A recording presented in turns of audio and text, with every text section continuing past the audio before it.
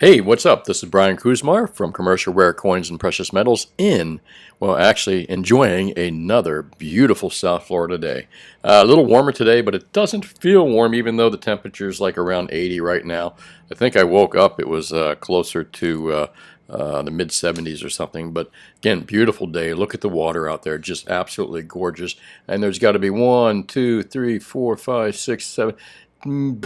Hundreds of boats out here. These are just the ones you can see. And I plan on being out tomorrow and maybe do a little bit of fishing. Hopefully all these people will be gone.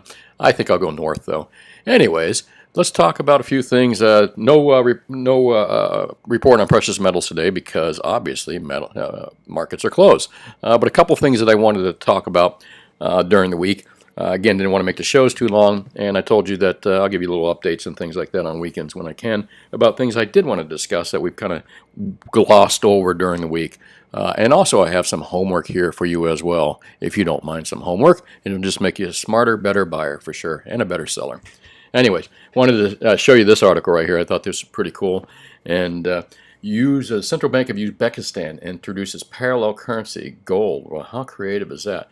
But here's the interesting thing. Since November 2020, the Central Bank of Uzbekistan issued sealed gold bars with a QR code for real-time verification. With these new bars, CBU aims to stimulate gold to be used as a store of value, as well as promote the circulation of gold inside their country. Well, this is great. Maybe we need some leaders like that in our country here because they are absolutely destroying the dollar and destroying our money. And then you've got a country like Uzbekistan is actually trying to get their citizens, their people to have real money, not destroy it. Interesting article by the Gold Observer by Jan, and I wish I could pronounce your name, Jan, but thank you for the article. Very nice. You guys can read it. There's not too much. Well, actually, yeah, take a moment and read it. Hold on a second. Let's see. What else does it say here? I read it a little bit earlier, but you know what? Here, part of your homework. If you get a chance, just type in this. Central Bank of Uzbekistan introduces parallel currency. And pop up and read the article. It's very interesting. Let's take a look at the next thing. The Golden Road remains constant. I like this article, and this is your homework because it's a fairly long article, but man, they nailed it pretty long. I mean, he nailed it.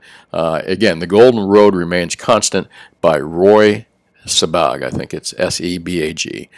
Good article, Roy. Enjoyed it really, and I think I highlighted something down here that I'm just going to read real quick. But again, I highly suggest to pause the show or remember, go back and search for this article right here because it's a good read. Let me read a short paragraph though. In my own experience founding a precious metals payment and savings business, I have always been puzzled by this truism. And he's talking about the truism of the difference between crypto and gold people, that kind of fight that's going on. Not a fight, but that, we're better than you are, blah, blah, blah. And let me go on here. And I have ultimately come to reject it. I believe that in this regard, sound money and advocates have made a terrible concession. As a result, the front lines of one of the most important intellectual battles has been relinquished to the economic alchemists and technology-worshipping wizards of cryptocurrency. Meanwhile, advocates of sound money retreat to the ramparts, safely guarding their own cherished bedrock, upon which it is engraved with the chisel of perennial reason that gold, though no longer money for all, is the premier store value of man. What results from this is a fissure, and that's what we were talking about, this argument that one's better than the other, is that most people view gold as a historic monetary instrument, which remains a store of value today for some mysterious, indiscernible reasons. And obviously, he's a gold guy, but he's making the point that I am, that there's a place for both of these things. And I'll continue to read here. For people like myself, however, gold is money for all times, as practical today as it was at any point in history. I 100% agree with that sentence, that statement, 100%. In order to reconcile these two positions, we must first discern what money is. Well, I'm going to stop it there because I want you guys to read the rest of this. However, many times I've done like 175 shows already. Within these 175 shows, we discuss many times what money is. Currently, the U.S. dollar is a fiat currency.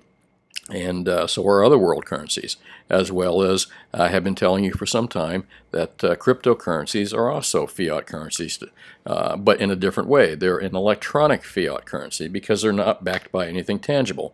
Gold is not fiat. Gold is tangible money. and has been for 5,000 years. Anyway, highly recommend you read this article, again by Roy Sabag, I think it is, and it's called The Golden Road Remains Constant. Do read this, and again, make sure you do some homework. It'll make you a smarter buyer and seller for sure. And let me know what you think of the articles too. Make some comments in the video below. I'd sure like to talk about some of these things. Anyway, let's move along here, and I think this guy saw my video last week, or Thanksgiving. I did the Thanksgiving video, Bitcoin versus gold. I'm not sure if he saw my video. Let's see, I did it before he did this article, I believe. I don't see the date on this, but actually I think it's the second, but yeah, so I think he might have saw my video, because either that or him and I are on the exact same page in many ways. Bitcoin versus gold versus Bitcoin is effing stupid. Well, I said that on my Thanksgiving special. I was saying because it's apples and oranges. They're totally two different things. And he kind of acknowledges them. Now, remember, I'm a gold guy. And what was the gentleman that wrote this? I got to find his name on here. It was a good article, too. Anyway, down here, he writes the entire, and I'm going to kind of beg to differ with him a little bit, but again, I thought it was a great article. The entire gold versus crypto argument goes away when one realizes that there is more overlap in the objectives of each asset than there are differences. I agree with that. And if you can get your own biases out of the way, then even the differences, when looked at objectively, seem to have uncanny parallels. I think I can agree with that. I got to wrap my head around that a little bit more. And let's go to a couple comparisons he has. Gold has a 5,000-year track record and has never failed to hold its value, which is quite impressive and has to count for something. Well, yes, it does have to count for something. Unfortunately, 5,000 years is not just a drop in the bucket, and it's a rarity. One thing that he doesn't mention here is that gold is made by stars. Colliding stars. How often does that happen? And there's only a finite supply out there. Yeah, maybe we can do some mining one day, but I tell you what, computing power will be far surpassed encryptions that we have today well before we ever start mining stars, that's for sure. But anyway, let me not digress and get to this. Bitcoin is backed by nothing. Well, that's not necessarily true. And I'm going to kind of go on his side on this a little bit. Bitcoin is kind of backed, it's the same as a fiat currency. It's backed by faith and trust. And as he says up here, that has to count for something, right? So faith and trust has to count for something. That's what has kept the fiat currency, the US dollar, and the rest of the currencies, pesos and francs and euros. That's what keeps them going. It's faith and trust. So yeah, that has to count for something. Just kind of throw that back at you, sir. And gold is just a shiny rock. Well, that is, yes. You know what? True statement, except for this. Just. You could have put in there, gold is a shiny rock, and I would have agreed with you 100%. But gold is not just a shiny rock. It is a very rare element. Elements are parts of, science. Elements are important in this universe. We're made up of elements. Some elements are extremely, extremely rare, much rarer than gold and silver. And these elements cannot be made by man. Many of them cannot. And that includes gold, except maybe in a nuclear setting, and they might be able to make a gold isotope or two, and that would be very costly. But gold is not just a shiny rock. It's a form of money for 5,000 years. So I kind of disagree with that. And he goes on to say, without electricity, Bitcoin is useless. Well, that's true. Without electricity, without internet, and without encryption, without a lot of things, Bitcoin would kind of be useless. I don't think... without those things, you can't do anything with it. It's not usable at all. In fact, it doesn't even exist, really, if you think about it, except in your mind somehow. I don't know where people get this. And again, I've got to disagree with them here. You can eat gold. I've seen them put gold leaf on cakes, on hamburgers. So, it's even in Goldschlager. What's those little gold flecks? What do you think that is? Gold plating? No, man. You can eat gold. You can drink gold, but I wouldn't recommend it. I don't think it's going to hurt you or anything like that. But no less, this is completely untrue because you can eat gold. But I've never understood this statement, and it's kind of I don't know. Someone please explain you can't eat gold and what you can't eat a lot of things. You can't eat a Bitcoin. You can't eat electricity. You can't eat dirt. You can't eat a dollar bill. Well, I guess you could. But anyways, I wouldn't recommend it. And let's move along here to quantum computer will eventually destroy Bitcoin's encryption. Well, this is what I was just talking about. That'll happen far before this right here. He says asteroid mining will eventually make gold abundant and cheap. Well, quantum computing is here, right on our doorstep. It's going to happen very soon, within my lifetime, for sure, for sure. And I'm not no spring chicken. Definitely within my lifetime, and many of your lifetimes, we're going to see quantum computing just explode. However, I doubt I will, or many of you will, or your kids, or your grandkids, and maybe even your great-grandkids will see asteroid mining. I'd love to debate anybody on that fact right there. Asteroid mining is not even on the charts this century, I believe. They may be thinking about it, but I don't see them doing it. Maybe mining on the moon at best. Let's move along because I don't want to digress. I love space stuff too, by the way. Go Elon. Bitcoin is a Ponzi. Well, I don't believe that. I really don't believe that. No more than I believe that the US dollar or the euro or the peso is a Ponzi. It's basically a fiat currency that's based by trust and faith. So it's not a Ponzi, no. And there's no definition that could describe Bitcoin as a Ponzi. I wouldn't call it a Ponzi. And, I'm not anti-Bitcoin, but I'm certainly don't know a lot about it. But I definitely would not call it a Ponzi. And what's the definition of a gold mine? A hole in the ground with a liar standing beside it. I guess he's just trying to compare the two lines, the tit for the tat. Well, if you say Bitcoin's a Ponzi, I'm going to call you a liar standing next to a hole. So I'm not quite sure what that is meant to be. Perhaps that. And he says he could go on. Anyway, he does make some really good points. Points that I made last week pretty clearly, that there is a place for Bitcoin. Gold is money. Gold is money. It's been money for 5,000 years. And if you don't think it's money, why do central banks own it? What do central banks do? They have currency. Why do they own gold in such large quantities? Why do countries own gold? Why do the elite own gold? But why do they tell you not to own it, and they want you to own fiat currencies backed by nothing? Well, because they get richer on it, and they'd rather have the gold themselves. Because you know why? Gold is money. Crypto is not money. Crypto is a fiat currency that I think, or a type of fiat, electronic fiat, that in my opinion will replace credit cards to some degree, and they'll replace like transfers from your bank. You'll be able to do direct peer-to-peer transfers. So I see great promise in Bitcoin in the future of fiat currencies and electronic fiat. I think it's the future of fiat is definitely Bitcoin or crypto type currencies. However, I don't think private cryptos are going to last that long. I think governments are going to heavily regulate them or make them illegal, one or the other, and then roll out their own stuff, which will be a lot more invasive in your privacy, I bet.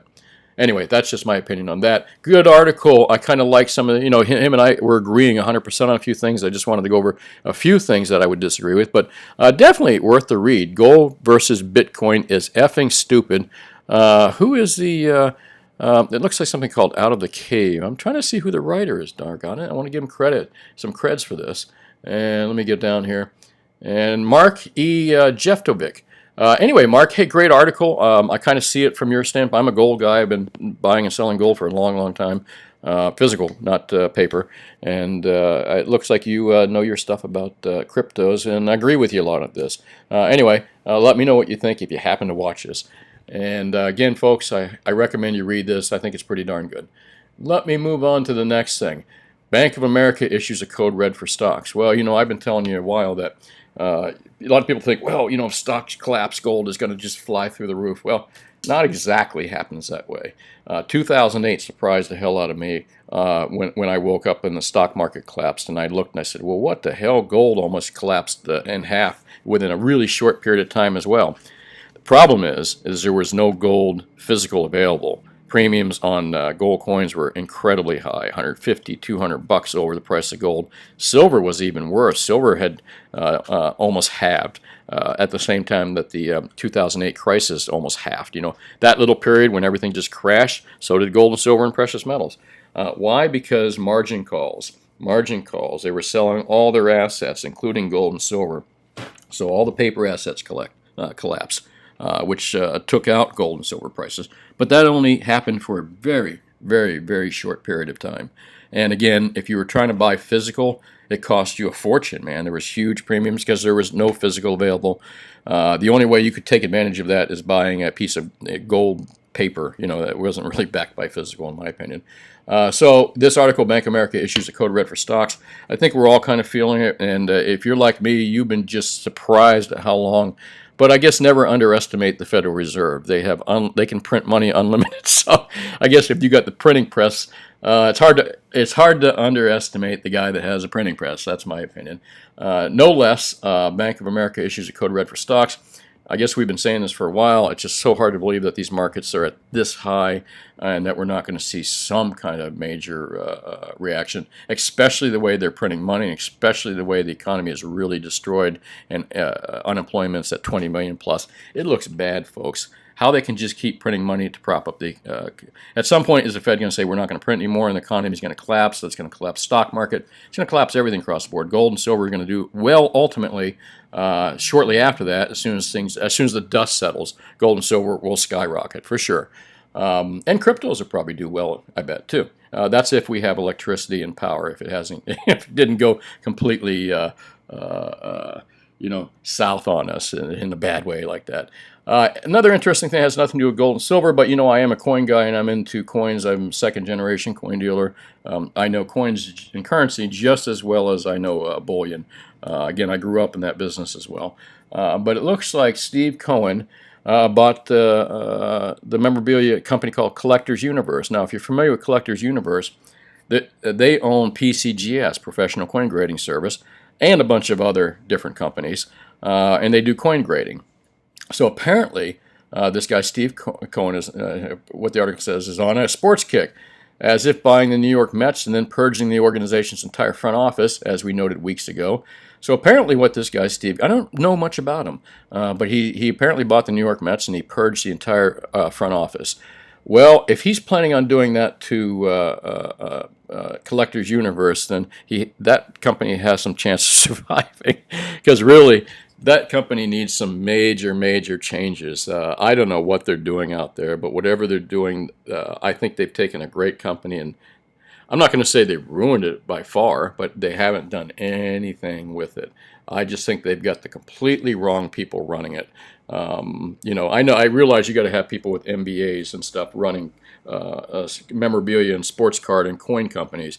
But, it's really wise to have people that know that business running it as well, or just as much being a major part of it. You can't just have MBAs and college degrees that have no experience in collectibles whatsoever running these companies. You can't do it. So it'd be nice to see Steve Cohen going in there, and maybe some additions, not just get rid of people, but some additions of some smart coin people out there, or some smart people that are in collectibles to help run these companies. Because again, I don't think they're doing so well, and I don't think, and that's my opinion. And my opinion is also, or from what I've heard, not a lot of people are happy with these companies, these grading services, and the companies they own. So they do need major changes, and I hope Steve Cohen does it. Good luck, Steve. Let me move along here to the news, and I don't talk about election stuff, but this election does have an impact on precious metals. And before we assume that there is definitely a Biden win, a lot of people have been saying and feeling, and there seems to be a lot of evidence out there suggesting that things aren't right, and the election is fraudulent, or there parts of the election were fraudulent. Not every state or every county, but regions were, and it seems to be the regions where Trump lost worse. Oddly enough, there's some video that came out in Georgia that showed ballot boxes being pulled out from under the tables after everyone else was told to leave. That just bodes really bad. I think that alone is going to just void the Georgia, or certain parts of the Georgia election, null and void. It almost has to. That's evidence. That's caught with your hand in the cookie jar. They can't validate that particular area.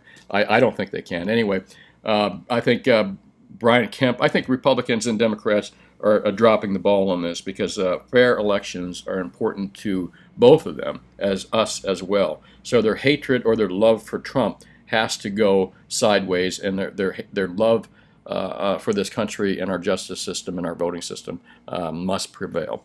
Anyway, it looks like Governor George Kemp has called for a signature audit of the 2020 election. You should have done that a long time ago instead of dragging your feet, Mr. Kemp. Anyways, that's my opinion. Let's see what happens here. This election is not over. And again, if you don't think the DNC cheats, just ask Bernie Sanders. And if you don't think the RNC cheats, just ask Ron Paul in 2008. Yeah, that's my opinion. Anyways, this is Brian Kuzmar. Hope you didn't mind this little update in the middle of the weekend with different things I've been wanting to talk about. I don't even know how to quite title this. Maybe we'll title it Bitcoin, stocks and bonds, chit chat. I don't know. I got to think of something creative because it's a little bit of everything. But I hope you enjoyed the show, and I hope your weekend is wonderful. I really, really do. And I really appreciate you watching these videos. Make sure you click and like and subscribe. Thanks. Have yourself a great weekend. Talk to you Monday. Good day.